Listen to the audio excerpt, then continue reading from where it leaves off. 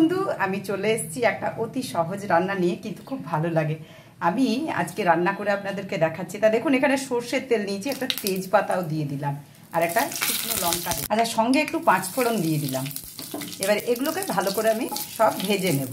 দেখুন, একটা পাঁচমিশালি আমি সবজি করছি, তার মধ্যে কুমড়োটা একটু বেশি আছে, তো এগুলোকে আমি ভালো করে এবারে আগে ভেজে নেব। তা দেখুন, সবজিটা একটু ভালো করে ভেজে নিয়েছি, ভালো করে এখনো ভাজিনি, মানে একটু নেড়ে নিয়েছি।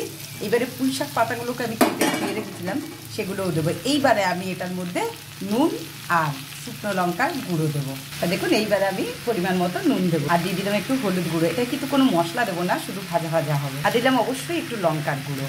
এবার এটাকে নেড়ে চেড়ে আমি কিছুক্ষণ ঢাকা দিয়ে দেবো। এটা কিন্তু আস্তে আস্তে জল বেরোবে, এটাই জল দেবো না। দেখুন বন্ধুরা, আমি ঢাকা দিয়ে রেখেছিলাম, একদম একটুও জল দিইনি, কি সুন্দর ভাজা ভাজা হয়ে গেছে। এই রান্নাগুলো একটু ধৈর্যের দরকার, আর সঙ্গে একটু চিনি দিয়ে দিলাম। কি বন্ধুরা, কেমন লাগছে বলুন তো?